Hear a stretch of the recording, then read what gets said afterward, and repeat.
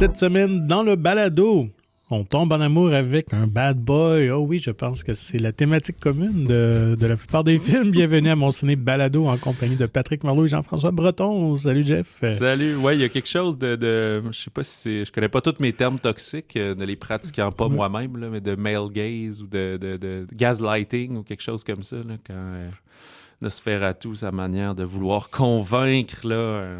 ouais. Et cet amour, peut-on dire toxique de l'amour ouf? Je pense pas qu'il est toxique. Il est, disons, à tout le moins fort. Ouais. Peut-être comparable à celui de Roméo et Juliette, en fait. Là. Ouais, effectivement, ouais. Qui n'est pas reconnu comme un amour poison, c'est plus un amour impossible ou difficile. Ouais. Bien que le personnage masculin est quand même un peu il sait écorché. Sombrer dans la violence. Oui, c'est ça. Il est romantique, mais plus écorché que Roméo. Bref, on reviendra sur les sorties de la semaine. Donc, épisode spécial un peu allégé. Oui, c'est rare qu'on en fait milieu de temps des fêtes comme ça, mais là, il y avait plusieurs films qu'on voulait... discuter et peut-être qu'on n'a même pas réussi à tous les voir. Ben non, écoute, pour ma part, j'ai manqué de temps parce que je voulais voir les deux grosses sorties.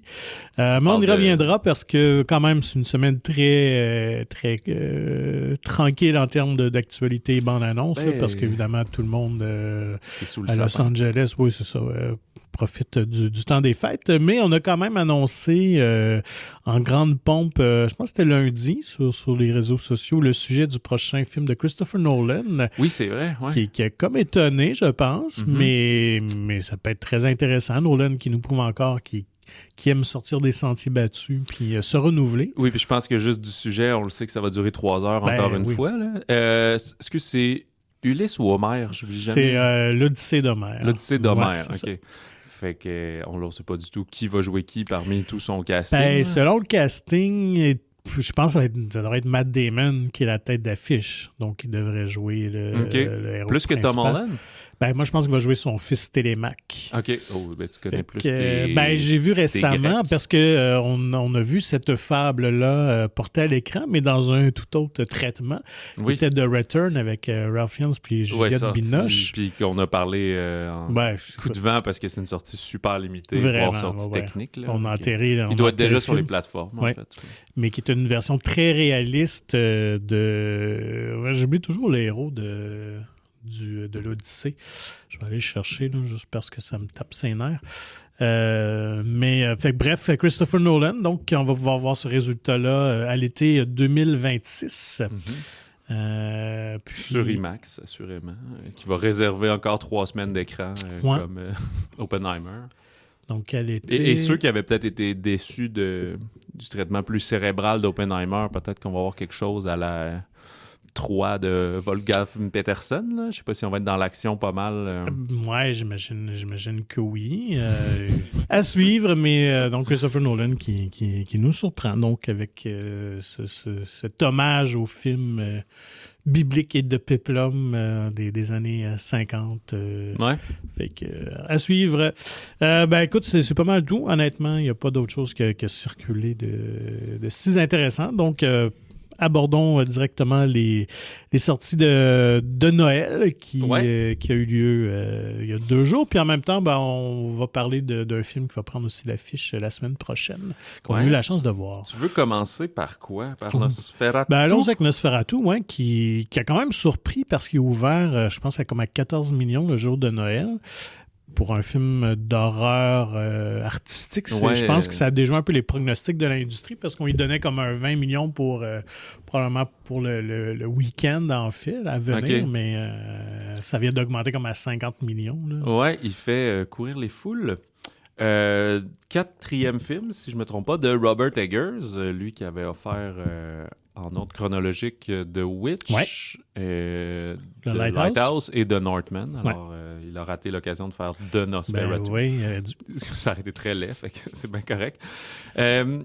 Corrige-moi si je me trompe, mais Nosferatu, c'est comme Dracula. Ouais. C'est juste que c'est 2 entités légales le nom est déposé. En fait, Nosferatu est un plagiat de Dracula. Okay. Le film, à l'époque de 1922, était une version non autorisée par les ayants droit de Bram Stoker. Le roman date de 1897. Okay. Le original, l'inventeur de ça, c'est Bram Stoker qui a inventé l'histoire de Dracula. Oui, effectivement. Alors, ils ont été poursuivis. Ils ont dû détruire les copies. Certaines copies ont survécu, donc c'est pour ça que dans les années 60-70, c'est réapparu.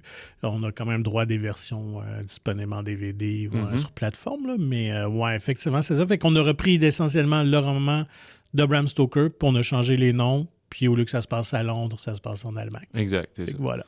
Alors, et on a transformé la créature. On lui a donné un aspect plus, justement, plus créature qu'humaine. Oui, c'est ça. Puis elle a changé de nom. C'est plus le comte Dracula, c'est le comte Orlok. Ouais. Donc, comme tu viens de mentionner, on est en Allemagne en 1838 et on va suivre principalement les personnages de Thomas Hutter et de sa femme Hélène. Donc, j'ai Nicholas Hoult et Lily Rose Depp, fille de Johnny Depp et Vanessa Paradis. Que moi, honnêtement, je vois juste Vanessa Paradis. Là. Ouais. Vraiment dans le film. Hormis la fameuse craque dedans. Voilà. Ouais. Et Thomas Hutter est donc le personnage de Hoult, est un vendeur de maisons. Si on veut, il travaille pour une agence de vente immobilière. Voilà. Et ils ont reçu une offre du comte Orlok de Fonds de Transylvanie qui veut s'acheter une maison, une nouvelle propriété en Allemagne.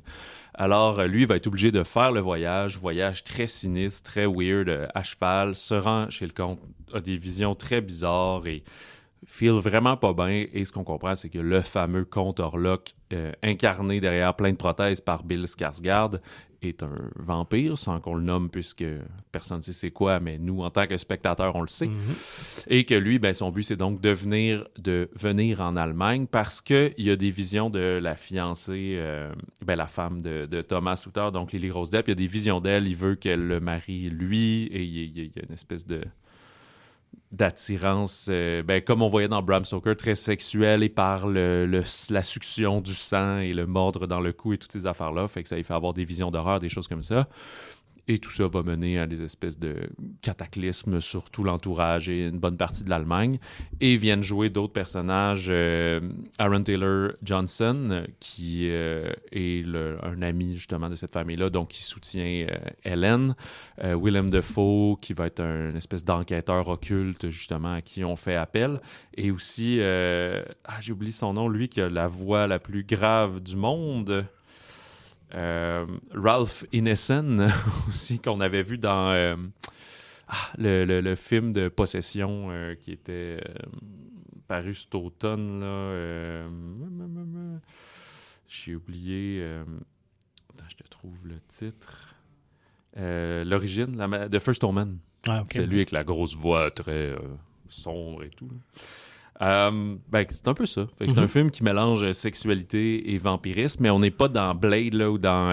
Il n'y a pas plein de vampires, il y en a juste un. Puis il est très puissant, mais il est puissant cérébralement. Il arrive à un peu contrôler les esprits, entrer, désir de persuasion. Il modifie... Tu sais, il te rend tellement gaga que tu comprends que les autres, le temps est comme weird. Là. Tu le vois debout, tu clignes les yeux, il est rendu assis à côté de toi, ta chaise a comme déplacé, il y a vraiment une force occulte dans tout ça, finalement.